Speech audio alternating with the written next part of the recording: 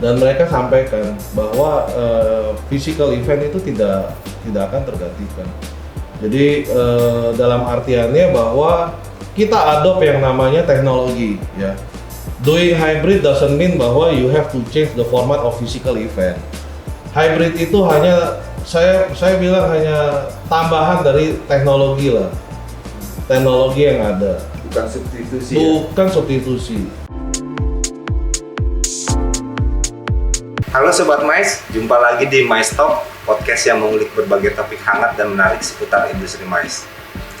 Pada episode kali ini kita akan membahas tentang masa depan bisnis pameran di Indonesia during pandemi dan pasca pandemi, terutama terkait dengan tren hybrid exhibition. Dan untuk itu saya telah bersama dengan dua tokoh mais di Indonesia. Yang pertama Mas Jose Andrea Rungkat, Ketua Umum Asperapi. Apa kabar Mas? Baik, Sehat Mas? Terima kasih, sehat, alhamdulillah. Selanjutnya yang kedua, senior saya, mentor saya, dan bos saya, Ko Hendra Nur Saleh. Apa kabar Ko? Baik, selamat sore. Saya biasa menyapa beliau Kohen ya. Iya, semualah memanggil Kohen. Nah, sebelum masuk ke Mas Andre, nanti Mas Andre bisa cerita tentang pengalaman ketika CEO Summit di Singapura ya Mas. Saya masuk dulu ke Kohen yang pada April lalu sempat sukses menggelar acara IMS di Andra Promosindo ya, Iya. Kohen di Jakarta ya. Mungkin bisa sharing Kohen. Iya. Pengalamannya, kemudian respon dari stakeholder seperti apa. Karena ini kan tantangan baru ya Kohen. Iya. Oke, terima kasih Mas Bayu. Intinya kami bisa melaksanakan event ini bukan perjuangan di Andra Promosindo semata. Ini adalah perjuangan bersama Mas Andre ya. Kami didukung oleh Asperapi, didukung oleh tim gugus, Departemen Kesehatan dan semua stakeholder pariwisata, Departemen Pariwisata dan Ekonomi Kreatif. Tanpa dukungan itu rasanya nggak bisa terselenggara.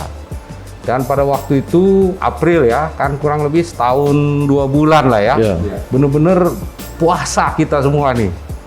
Ibaratnya orang bilang tiarap semua ya, mau organizer, mau yang punya venue seperti Bung Andre, di J-Expo, di mana-mana lah, termasuk media. Saya kira memang masa yang sangat berat tahun 2020.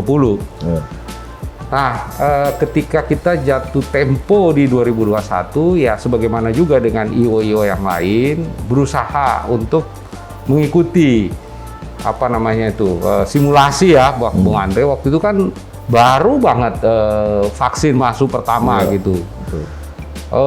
Lumayan memang mengurusnya, dan pada waktu itu alhamdulillah semuanya membantu. Walaupun beberapa tahap yang tidak pernah kita kenal sebelumnya di zaman normal ya. Harus bolak-balik dari minta rekomendasi sesudah dapat dari departemen, ternyata dari kanwilnya juga, dari dinasnya juga harus. Bahkan Satpol PP kita beberapa kali simulasi, dan kebetulan di J-Expo ya, IMS-nya juga beberapa kali simulasi dan ada koreksi, dan beneran itu bukan karena saya mengawal resmi ya, dan beberapa kali Bung Andre juga bersama kami dalam kapasitas sebagai Ketua Asperapi ke tim gugus yang di Pramuka ya, di Pramuka itu BNPB ya. Bolak-balik juga di sana. Waktu itu masih Pak Letjen Doni Munardo ya, dengan Pak Lili waktu itu deputinya. Tidak langsung, tidak otomatis kita itu saya sampai hafal tuh Pak Andre apa yang dipresentasikan tentang protokol kesehatan. Waktu itu belum ada Peduli Lindungi belum ada. Jadi kita benar-benar sampai detail. Salah satu yang mungkin pada waktu itu diapresiasi adalah kami menjamin semua orang yang terlibat di luar pengunjungnya itu wajib antigen setiap 3 hari sekali. Yang kedua, ada tim Satgas gabungan, baik dari departemen, bahkan Bung Andre waktu itu turunkan Asperapi menurunkan juga tim Satgas. Dan internal kami juga merekrut 200 mahasiswa waktu itu dari berbagai kampus. Waktu itu kan mungkin Mas Bayu ingat bulan puasa tuh waktu itu. Jadi kami merekrut 200 anak-anak muda yang waktu itu boleh dibilang masih sedikit sekali yang sudah vaksin gitu. Dan ya kita mengurus ke kepolisian mulai dari Polsek, Polres, Polda, bahkan sampai dengan Mabes Polri. Karena itu sampai detik ini baru satu event besar loh ya yang terselenggara dengan jumlah masif. Dan saya ingat waktu itu bulan puasa, udah menjelang buka puasa dapat telepon dari istana gitu kan. Panggilnya juga memang Cohen harus siap ya besok pembukaan di istana. Padahal ya mandatori kami harus mengundang ya pejabat, tapi waktu itu kami nggak terlalu expect terlalu tinggi gitu kan situasi pandemi. Ternyata Pak Jokowi, presiden kita ini mengapresiasi, bahkan sampai 7-8 menteri ya, Bung Andre yang hadir di IMS di istana 4, tapi kemudian ada beberapa yang menyusul di hari-hari selanjutnya ya. Dan the most important thing setelah event itu orang biasanya kan kita langsung enak tidurnya ya. Malah saya nggak bisa tidur itu sesudah event karena memonitor ada nggak ini yang terkena atau klaster baru lah istilahnya pada waktu itu ya. Saya betul-betul nggak bisa tidur. Jadi memonitor semua baik di salesman, baik di FO kita namanya FOB. Security kita, bahkan dari pengunjung, karena once ada pasti ada di sosmed dan lain-lain. Dan alhamdulillah 1 minggu nggak ada apa-apa, minggu kedua juga nggak ada apa-apa, dan alhamdulillah kita bersyukur atas penyelenggaraan itu. Unfortunately sesudah itu kan Lebaran ya, kondisi nasional tiba-tiba naik lagi. Jadi bukan kami yang wah, Diandra yang hebat, enggak. Ini secara momentum. Kebetulan sesudah Lebaran itu naik dan pemerintah tidak dalam pilihan untuk ngasih lagi. Tapi ke akhir-akhir ini kan Bung Andre nanti bisa jelaskan kan sudah mulai nih. Dan saya pribadi dan atas nama lembaga pasti kita berharap semua mais lah ya, karena satu yang terkena pasti terkena yang lainnya. Ya, saya juga mendoakan GIAS bisa terselenggara di bulan November ini 11 sampai 21 bisa berjalan lancar. Karena dalam situasi seperti ini persaingan kita lupakan dulu lah. Kita harus bergandengan tangan bersama-sama karena ini efek berantai ya, satu yang terkena yang lain juga terdampak. Dan saya bersyukur kita punya ketua nih Pak Andre, Bung Andre yang demikian luar biasa perjuangannya, karena saya tahulah bagaimana dia lobby, bahkan sampai ikut acara internasional tadi itu demi agar image mais kita ini siap. Bahwa ada kondisi nasional kita nggak bisa pungkiri, tentu kita harus mengikuti. Tapi alhamdulillah tahun ini selain event IMS, Diandra Promosindo juga sudah punya beberapa event-event yang skala kecil atau full virtual. Atau kita juga melebarkan sayap, melaksanakan event, kemarin tanda tangan dengan Ikatan Motor Indonesia, membantu jualan tiket di Mandalika, ya ini sebagai semua upaya untuk survival. Saya selalu bilang ke teman-teman, saat ini nggak boleh kita menyempitkan diri dengan peluang apapun, selama masih dengan terkait bidang mais, kita ambil, kita laksanakan dengan sebaik-baiknya supaya industri ini mulai tumbuh kembali. Demikian Bung Bayu. Nah, kalau Mas Andri tadi poin cerita jalurnya ternyata cukup panjang untuk prokes untuk mendapatkan izin gitu ya. Mas Andri bisa sharing itu terkait dengan izin keramaian pameran terutama ya di masa pandemi. Ya, thank you ya Mas Bayu, Cohen. Jadi seperti yang Cohen bilang, saya kalau cerita itu nggak tahu saya cerita mau mulai dari mana. Cuma saya selalu bilang, disuruh minum obat apa saya minum, sama aja disuruh kesana sini saya pergi ya, seperti zaman Cohen waktu ngurus GIAS ya, IMS ya. Jadi orang bilang, Mas ketemu bapak ini, Mas ketemu orang ini, itu saya jalanin semua. Makanya saya bilang teman-teman sekretariat lah yang tahu, nggak semuanya saya beberkan ya. setiap hari saya keluar, ya Dengan resiko ya. risiko, ya habis pulang dari kantor itu, totonya besok kantor itu di lockdown, kita mesti PCR, tapi akhirnya hasilnya terbayarkan lah. Waktu beberapa minggu lalu saya lihat mulai perizinan keluar ya, terutama Apkasi, terus SKK Migas ya sekarang lagi berlanjut, cukup lumayan besar kapasitasnya, terus ISEF juga keluar. Paling nggak dari 3 itu, oh inilah hasil perjuangan kita sih, terus terang. Makanya saya bilang sama teman-teman, udah nggak usah diingat-ingat lagi lah, yang penting sekarang udah jalan. Memang yang kayak kita merajut benang sih sebenarnya ya. Cuma kemarin nggak tahu, pokoknya dari mana aja, jadi kalau dibilang kayak benang kusut gitu. Memang nanti ke depannya mesti kita rajut lagi supaya benangnya rapi, supaya teman-teman juga yang ke depannya nanti akan lebih mudah ya mengenai pengurusan. Saya pernah lihat ada satu skema kepengurusan dari awal hingga akhir ya. Cuma kan memang itu kan dikeluarkan oleh Polda Metro Jaya. Tapi saya nggak tahu apakah itu sama dengan yang diberlakukan di daerah-daerah. Saya juga baru ketemu sekarang itu perizinan cukup banyak. Jadi kalau dari kepolisian kemarin ada 3 ya, dari Polres, dari Polda, dari Mabes, ya Mabes Polri sampai ada 3 gitu loh. Ini hal yang nggak pernah dulu terjadi ya. Tapi nggak apa-apa. Saya bilang sama teman-teman, jalanin aja. Ya, jalanin aja. Karena gini, kalau kita sudah mulai arguing, nanti yang ada malah merugikan kita. Jadi saya bilang jalankan saja. Meskipun kadang terlihat aneh ya, kok di kepolisian sampai ada 3 perizinan gitu. Tapi buat saya nggak apa-apa, jalanin aja, nggak ada ruginya kok. Saya bilang. Jadi ya memang makanya dari awal kan pihak Mabes Polri sudah bilang, tolong pengurus perizinan kepolisian tolong diatur minimal 40 hari ya. Sebelum hari supaya apa ya, itu tadi, karena banyak step yang harus dilakukan. Terus belum lagi mengenai yang namanya tadi sempat disinggung, kita akan melakukan yang namanya simulasi ya.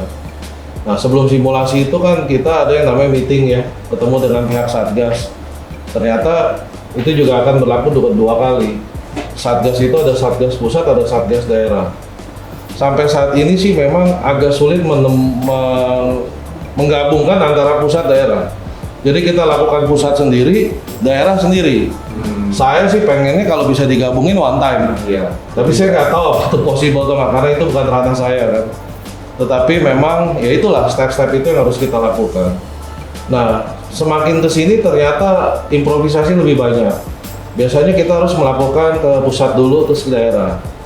Saya kemarin dengar dari teman-teman Diandra ya, mengurus IFRA, dan ada satu organizer lagi mengurus satu event. Loh kok dibalik? Tiba-tiba mereka diminta Zoom meeting dengan Satgas daerah, ya BPBD ya lead ya. Oh, berarti sudah mulai ada ini nih, mulai ada improvisasi nih. Jadi istilahnya bisa daerah dulu atau pusat dulu. Jadi mana-mana dilakukan. Jadi kita sekarang polanya jangan nunggu. Memang sekarang ini yang dipegang pertama adalah kita harus mengantongi surat izin. Yang pertama adalah dari Satgas daerah, itu yang ditandatangani oleh Sekda. Ya, dan saya yakin di semua daerah sama. Yang kedua, dari dasar itu baru kita akan mendapatkan surat perizinan kepolisian. Ya, dan dari Sekda kepolisian ini ternyata banyak lagi jalannya. Kita masih butuh sekian banyak surat ya.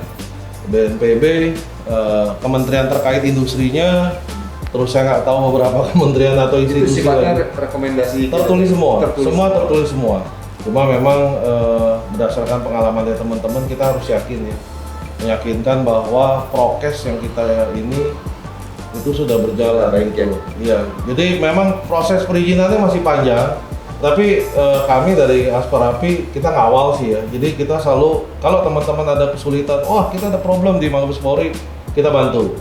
Kebetulan kan kita udah buka jalan juga, atau ada masalah di BNPB atau masalah di Satgas daerah, kita udah buka jalan sih. Sampai ke Sekda pun kita udah buka jalan. Jadi saya sampaikan teman-teman, kalau ada permasalahan monggo, dan saya minta juga teman-teman libatkan kami lah, libatkan kami gitu, karena jangan sampai nanti kalau udah jalan, udah bermasalah, kita sulit kan. Jadi dari awal dikawal gitu. Dari awal kita kawal, kita mau kawal kok istilahnya, asal kita dikomunikasikan. Karena ada yang waktu itu sudah nyelonong-nyelonong sendiri, sudah jadi masalah baru kita gitu loh. Ya meskipun akhirnya kita harus jelaskan lagi dari awal. Yang kebanggaan saya adalah sampai saat ini mungkin kalau teman-teman akan mengurus perizinan, salah satunya kepolisian meminta bahwa harus ada surat rekomendasi dari Asprapi. Berarti asosiasi Asprapi ini ya sudah diakui lah ya oleh pihak kepolisian. Ya, tadi 40 hari kan. 40 hari mengurusnya. Ya. Tapi yang menerima benar-benar suratnya itu bisa last minute, bisa 3 hari, bisa 1 hari, tergantung. Nah, bagaimana caranya meyakinkan para customer, ini pertanyaan paling baik ini, untuk ikut pada sebuah event yang belum pasti. Jadi saya kira semua organizer pasti mengalami hal yang sama. Tapi apa yang disebut dengan reputasi dan keinginan kita sama-sama, dan kita memberi jaminan ya, andai ini tidak terlaksana, duit klien kita tidak potong 1 sen pun. Itu garanti ya. Yang kedua, kalau nanti mereka mau narik, tidak dipersulit dengan macam-macam. Karena kita IFEX juga berapa kali tertunda ya, karena internasional kan anunya, bayarnya gitu. 2 kali kita terpaksa tiadakan karena kita terkait dengan internasional dan HIMKI ya. Nah, kita nggak bisa putusin sendiri, memang belum memungkinkan. Terus kita menjamin mau narik sekarang pun oke, mau jadi deposit juga oke. Jadi itu kunci pertama adalah bagaimana meyakinkan para customer kita, klien-klien kita ini bahwa dalam situasi ini Anda tidak akan kami rugikan. Yang kedua, dengan segala keterbatasan, kita juga harus mengajak mereka terlibat dalam protokol kesehatan. Ada cost. Nah, coba kita bicara angka saja ya. Dari IMS yang terakhir 2019 itu transaksi yang dilaporkan, karena ada juga yang tidak dilaporkan, karena kami independen, tidak ada kewajiban APM untuk melaporkan, yaitu 5 triliun 2019. Dengan pengunjung yang kami umumkan resmi adalah 500.000 sekian. Kemudian jumlah mobil yang terjual kira-kira 11 sampai 12.000 lah. Nah, bagaimana dengan figure 2021? Ternyata karena pembatasan waktu itu 25%, artinya 25% dari 500.000, 125.000 selama 11 hari. Tapi karena kita tiket online dan kita pengen main aman, hasil akhirnya itu 110. Karena mana tahu lah last minute tiba-tiba ada pengunjung yang ramai. Karena angka penjualan online kita ini dipantau oleh pemerintah, oleh tim gugus dan lain-lain. Kita harus bisa setiap saat, sekian Pak yang jual tertiket dan orang yang di dalam ini sekian. Itu ada rumusnya. Ada, karena secara online ya. Bahkan mau masuk kan Bayu juga waktu itu datang kan, mau masuk ke misalnya Mitsubishi, 1.000 orang yang boleh masuk di dia 300. Ada in out-nya pakai monitor kan. Di dalam ini sudah 280, masih bisa masuk 20. Begitu 300 tutup, nunggu keluar dulu baru masuk. Nah, kembali ke topik 2019 5M. 2021 kami perusahaan TBK, jadi angkanya pasti valid. Itu ternyata 2M sekian, artinya ada penurunan sekitar 50 sampai 55%. Pengunjung dari 500.000 kita 110. Kemudian transaksi mobil itu yang tadinya 11.000 tinggal hampir 5.000, 4.000 sekian. Tetapi saya diselamatin walaupun tidak selamatin fisik kan, karena prokes. Karena para APM yang selama 1 tahun ini jualannya susah, ya ibaratnya balik setengah juga udah lumayan. Karena di titik terendah itu sempat sampai 20% Pak Andre jualan waktu itu. Dan ketika bisa IMS memberi kontribut 50% dari yang biasanya, menurut mereka ya sesuatu yang patut disyukuri. Memang waktu itu ada momentum relaksasi PPNBM ya.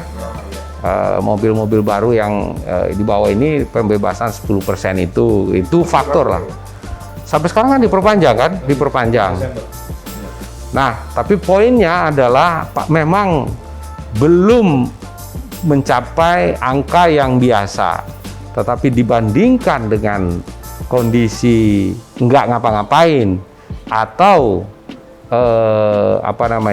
jumlah pengunjung, potensi pengunjung yang datang sebetulnya dari 110 ekuivalen atau berkontribusi terhadap 2T yang tadinya 500.000 berkontribusi dengan 5T. Artinya sebetulnya yang datang ini memang benar-benar target market kita, potensinya.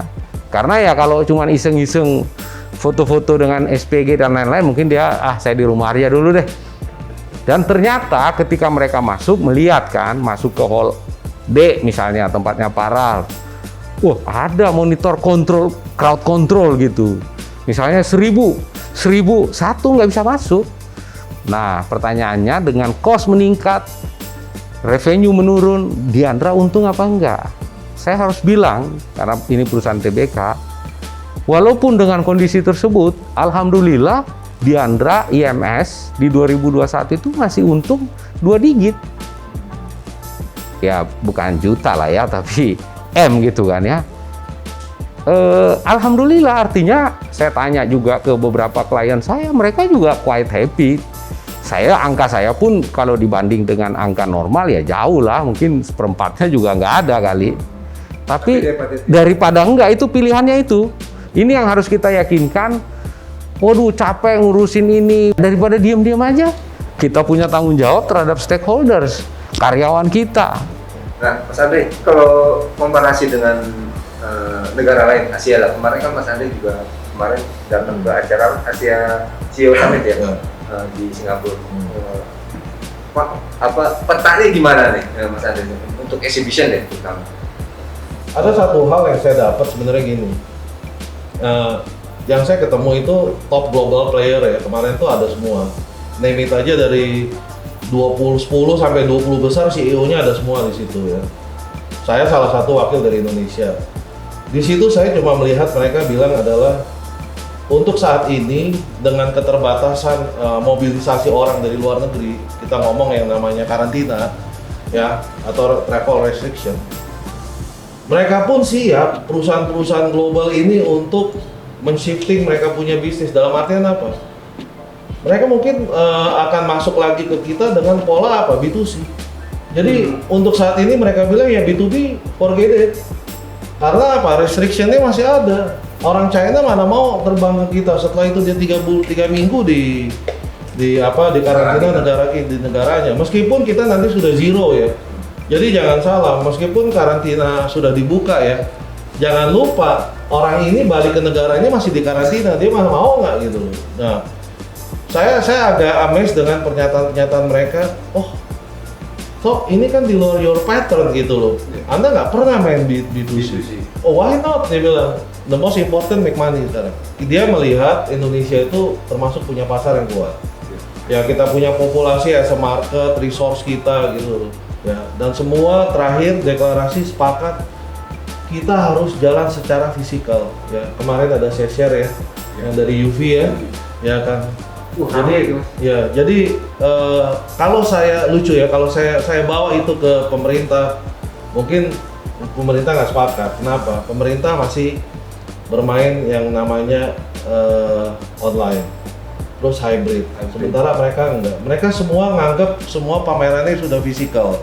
Tetapi mereka mengikuti prokes, pembatasan jumlah gitu, tapi tidak merubah format. Nah, ini yang mereka sampaikan. Jadi boleh dibilang kalau kemarin dari Singapura ya say no lah. Pertimbangannya apa ya Mas? Mereka lebih ke fisikal. Ini waktu itu terakhir sempat bakal diprediksi akan jadi tren ke depannya. Saya tidak melihat, kalau yang kemarin saya kirim dan diskusi saya tidak melihat physical exhibition itu atau akan tergantikan, dan itu mereka punya data ya, mereka punya data. Kalau teman-teman dari luar itu mereka melakukan research dan mereka sampaikan bahwa physical event itu tidak akan tergantikan. Jadi dalam artiannya bahwa kita adopt yang namanya teknologi ya. doing hybrid doesn't mean bahwa you have to change the format of physical event. Hybrid itu hanya saya bilang hanya tambahan dari teknologi lah, teknologi yang ada. Bukan substitusi. Bukan substitusi. Kita harus ngomong dengan global player loh. Kita ngomong sama global player yang saya nggak tahu, harusnya Cohen yang ngerti ini. Kalau lokal aja sudah berapa, kalau global player, waduh itu udah raja-raja semua istilahnya. Dan mereka bilang bahwa the market is there. Jadi nggak usah takut gitu. Dan menurut mereka orang pasti akan datang di suatu pameran. Nah cuma memang mereka bilang gini. Sekarang kan kalau boleh dibilang visitor itu akan tersaring. Ya seperti tadi Cohen bilang. Mungkin yang datang less. Tapi yang less ini datang beli mobil. Kalau dulu 100%, 50%-nya window shopping. Mungkin sekarang 500 orang tapi yang datang benar-benar buying. Dan itu saya lihat sekarang, orang ke mall pun sama. Dia nggak ada lagi window shopping. Dia datang, dia beli barang. Nah itu yang terjadi di pameran. Gitu loh. Nah mungkin ya tapi sih kalau saya lihat mereka tetap yakin lah ya. Apalagi sekarang event-event sudah berjalan. Kalau dari MICE kan ada IMAX harusnya dilakukan di bulan November ini ya, di Las Vegas sudah buka tanpa ada karantina. Cuma memang masalahnya government nggak pergi ya karena keterbatasan anggaran. Dan sudah beberapa pameran jalan, kemarin juga IAA Mobility ya, Munchen jalan, sukses juga. Saya dapat report kemarin Anuga itu one of the biggest food expo ya, itu sudah jalan. Dan itu physical loh, ya physical loh. Jadi saya tidak mendengar selama saya lihat dari UV, selama saya lihat dari teman-teman tidak ada kata hybrid di situ. We're talking hybrid adalah more to the system ya. Jadi kita mengcombine physical event kita dengan hybrid. Nah ini paradigma yang saya pengen juga dengan Cohen kita bangun ya. Physical event itu apa sih tidak tergantikan. Ya, tapi hybrid is more to teknologi yang harus kita ada. Nah, kalau hybrid, saya akan lebih lihat hybrid ini akan lebih masuk kepada teman kita di MICE adalah lebih kalau dari sisi convention, conference. Tapi kalau pameran, definitely we need physical. Tetapi ya dengan prokes. Kan doesn't mean terus rubah kita totally, enggak. Yang harus kan adalah seperti Cohen lakukan. Batasi orang, atur alur. Ini di luar prokes yang 5M tadi ya. Terus juga kita harus digitalize. Nah, digitalize ini kan nggak merubah fisikal. Pamerannya fisikal, digitalize-nya kan lebih kepada registrasi ya, registrasi tiket segala macam. Ya mungkin di booth udah nggak pakai flyer, sudah nggak digital semua, whatever lah. Gitu loh. Nah ini paradigma yang saya pengen juga dibantu teman-teman ya dengan media. Yuk kita rubah karena begini. Kalau kita masih berkutat di hal hybrid ya, sementara online saja masih berjalan, kita tidak akan maju. Gitu loh. Nah ini yang saya ingin sekali, yang saya sudah sampaikan juga kemarin di Komisi 10. Jadi ya mohon juga. Kalau kalian melihat itu gimana Ken? Tadi Iya. asing, agak ngeri juga tadi. Ya kalau saya simple aja dari zaman mungkin Nabi Adam, Nabi Musa dan sampai yang terakhir perdagangan fisik itu is a must. Sama dengan teori Maslow. Teori Maslow kebutuhan manusia adalah berinteraksi. Nggak akan mungkin nol.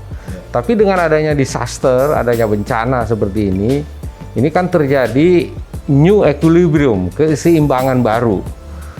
Ketika masuk dulu, ini sebelum masuk ke offline dan hybrid ya, ketika dulu masuk Tokopedia, Shopee, dan lain-lain, waduh ini mengancam mall ini.